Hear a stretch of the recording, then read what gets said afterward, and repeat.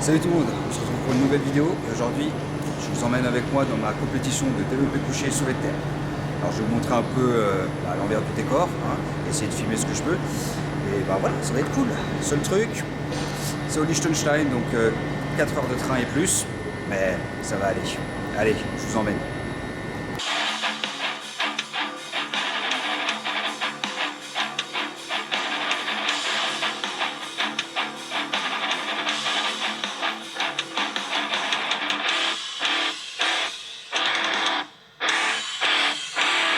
Voilà, donc je suis arrivé à Sargans, canton de Saint-Gall, à quelques kilomètres du Liechtenstein. Pour ceux qui ne voient pas, je montrerai une carte de toute façon, ce sera plus simple.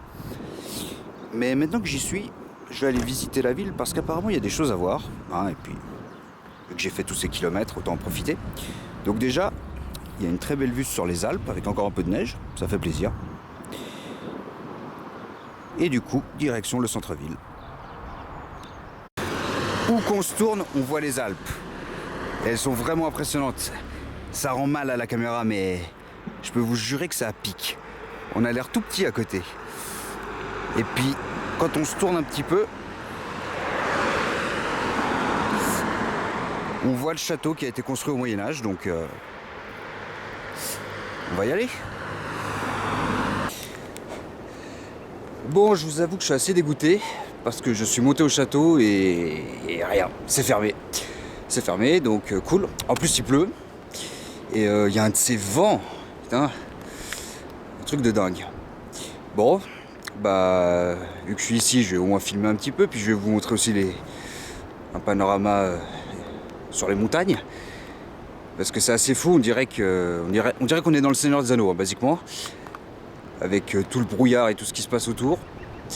Mais je pense que quand il fait magnifique, c'est un décor de carte postale, mais bah, pas de chance. J'aurais dû venir un autre jour.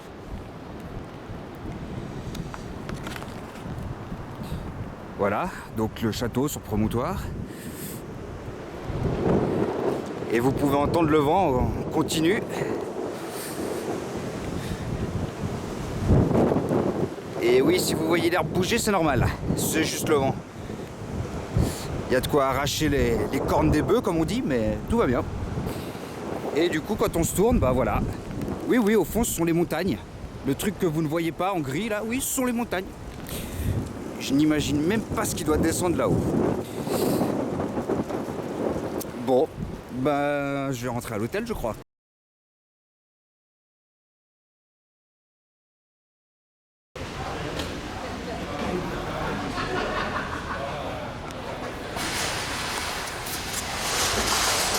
Bah voilà, on se retrouve devant la salle.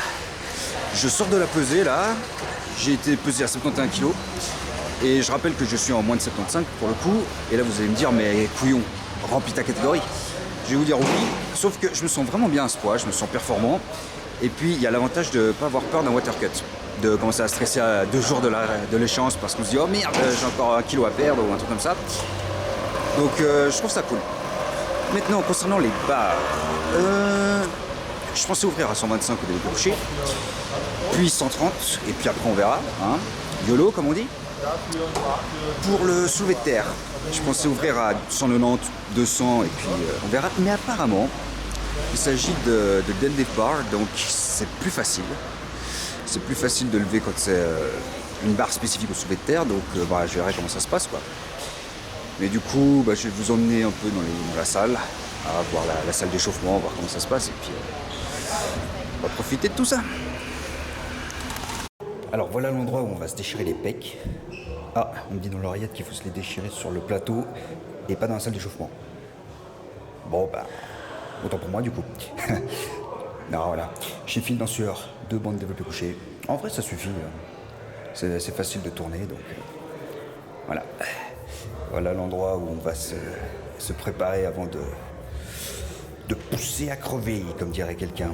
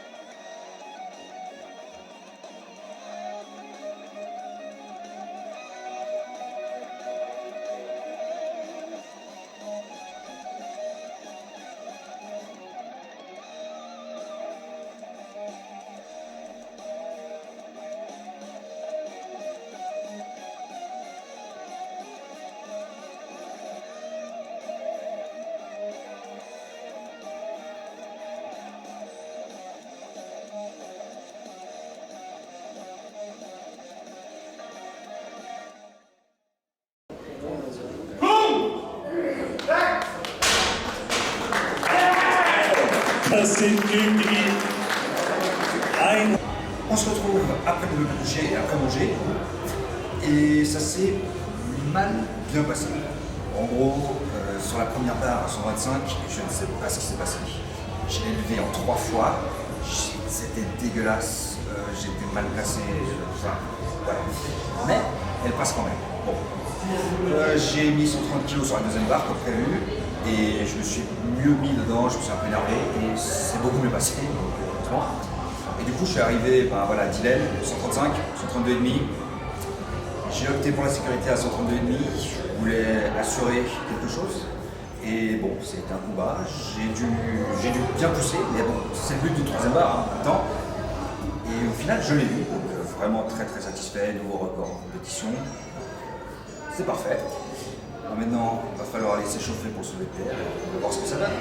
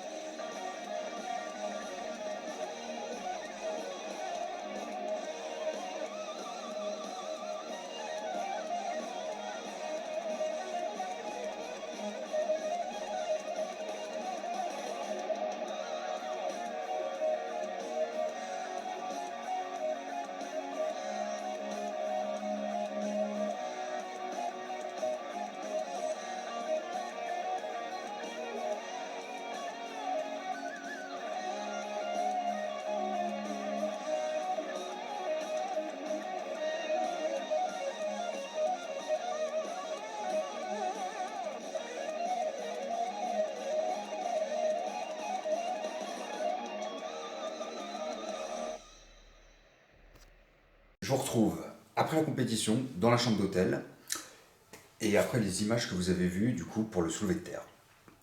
Alors, comment ça s'est passé? Alors déjà, pendant l'échauffement, il s'est passé un truc. Première fois de ma vie que ça m'arrive. Je suis sur la barre à 150 kg, donc je la lève, pas de souci. Sauf que je la laisse tomber. Et là, au lieu de s'écraser normalement au sol, elle a rebondi. Elle a rebondi sur mon tibia. Donc ça m'a arraché un morceau de peau, j'ai dû aller à l'infirmerie pour me faire désinfecter et tout ça. Et j'ai pu reprendre l'échauffement après. Alors bon, ça a eu zéro impact, hein, mais c'est toujours marrant de raconter ce genre d'anecdote. On se sent très intelligent à la fin, mais voilà. Donc je m'échauffe, pas de souci, et j'ouvre avec la première barre à 190 kg. Et là, il y a eu une petite surprise. En fait, quand je dis surprise, je devrais dire piège sadique.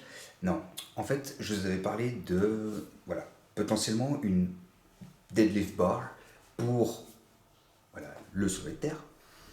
Et ben, en fait, je m'étais dit que ce serait une barre qui pliait beaucoup, mais pas seulement. En fait, ils nous ont donné une Texas bar. Alors, pour ceux qui ne connaissent pas, c'est une barre qui se plie plus facilement, effectivement.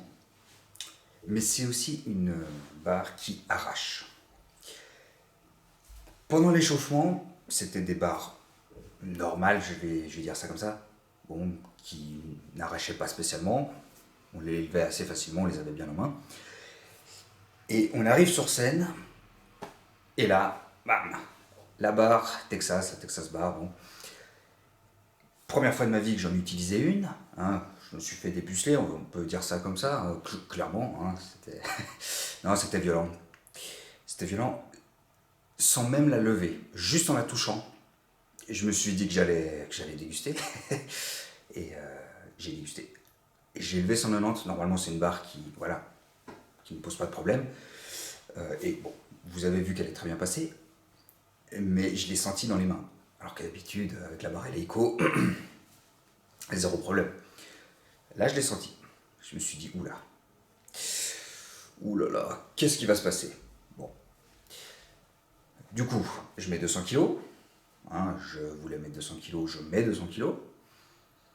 J'arrive sur la scène, je la lève, un peu galère à la fin, mais ça passe. Je pose la barre et là vous voyez que je lève le poing parce que je me dis ouf, je l'ai validé. Parce qu'en fait, dès le départ, je me suis dit que ça allait être chaud pour lever la troisième barre. Je voulais battre un record, comme au développé couché, donc au moins 207,5, voire 210. En vrai, il y aurait eu une hélico sur la scène, j'y serais allé. Mais là, je me suis dit non, 205.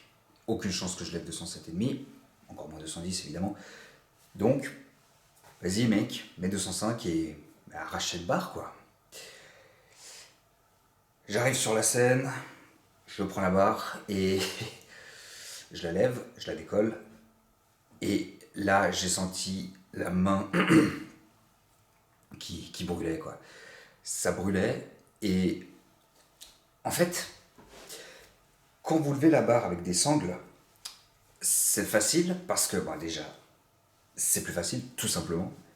Mais aussi parce qu'en fait, ça vous permet de mieux forcer. Parce que vous savez que la barre ne va pas glisser de vos mains et que vous pouvez mettre toute votre attention sur, voilà, décoller la barre, lever la barre. Quand la barre commence à glisser dans la main, ça peut vous mettre en porte-à-faux. Déjà, en plus de faire mal à la main tout simplement. Hein. Donc voilà. Et j'ai senti que c'était le cas. En fait, je suis arrivé au premier centimètre, j'ai senti que ça glissait. Et là, dans ma tête, ça a été très rapidement, ça a été un truc du genre. Bon, est-ce que tu continues de lever, mec, ou pas En sachant que si tu continues, il y a de fortes chances que tu t'arraches la peau des mains, et que du coup, voilà, la forme en pâtisse. Alors, on est sur une troisième barre, au soulevé de terre, dans une compétition. S'il y a bien un moment où on peut un peu dégrader la technique, c'est là. Hein. Sauf que entre un petit peu dégradé et jouer au génie civil, hein, faites-moi assez s'il vous plaît. Non, il y a une énorme différence. Et là, je sentais que voilà, j'avais une forme propre, mais là, ça allait partir en couille, tout simplement. Et les deux combinés ont fait que je n'ai pas voulu pousser plus loin parce que je n'étais même pas sûr de l'avoir. Pour tout dire, ouais, je la sentais vraiment lourde. En vrai, les 200 kilos que j'ai passés là ont été aussi durs que les 205 que j'ai levés à ma dernière compétition. Clairement, les 200 des deux compétitions ne se valent pas. Voilà. Donc maintenant, il va falloir que je m'entraîne sur une barre comme ça, ou enfin, une barre qui arrache encore plus, parce que... Ouais. D'ailleurs, je ne suis pas le seul. Plusieurs gars ont fait les deux premières barres. Alors, ils se regardaient les mains à chaque passage, parce qu'ils se sont dit, mais qu'est-ce que c'est que ça? Et beaucoup ont raté la troisième barre. Un type a réussi en s'arrachant la peau. Je ne sais pas comment il a fait. Je ne sais pas comment il a réussi à tenir la barre, mais voilà. Il avait la moitié de la main en sang. Mais voilà, il a réussi. Mais pour tout dire, c'était vraiment, vraiment chaud. Du coup, si on devait faire le résumé de cette journée, tout d'abord, la préparation s'est vraiment bien passée. Je me suis senti très fort sur les deux mouvements de compétition. Je sentais que je pouvais faire des bonnes choses. Et au final, je suis vraiment satisfait du développé couché, évidemment. Quand on bat un record, même si c'est que 2,5 kg, ça reste un record. Donc voilà, j'avais raté 132,5 à ma dernière compétition. Là, je les passe. Je les valide, donc ouais, vraiment, vraiment content. Pour le soulevé de terre, un peu déçu, évidemment, mais déçu parce que je ne connaissais pas la barre, en fait. Dans la salle d'échauffement, voilà, c'était des barres normales. Avec une barre comme ça, j'aurais tenté plus. Mais en arrivant sur scène et en touchant cette barre, ouais, je me suis dit que ça allait être très très compliqué. Et après la deuxième tentative, j'ai senti que ça allait être quasiment impossible. Donc, voilà, 5 kilos de moins que mon max. Évidemment déçu, mais quand même content globalement du résultat. Voilà. Donc après ça, il y a eu le podium. Pour le soulevé de terre, j'ai fini cinquième. Cinquième sur, on était 8, donc 5 sur 8. Voilà. Et pour le développé couché, j'ai fini deuxième. Voilà, quand même vous montrer le prix qu'on reçoit. Voilà. Ça et un pot de whey. Non, on n'a même pas eu un droit à un pot de whey, c'est pour dire. Mais bon, on fait ça pour la gloire, pour l'amour du sport, pas pour l'argent. Voilà. Non mais c'était vraiment cool. C'est vraiment cool de pouvoir faire sa passion tout simplement et puis pouvoir pousser lourd. Hein. Et bah, voilà, globalement encore une fois très content. Et du coup j'espère que bah, la vidéo vous aura plu, que vous aurez vu un ou deux trucs intéressants. Et puis sur ce, je vous dis à la prochaine. Passez une bonne journée.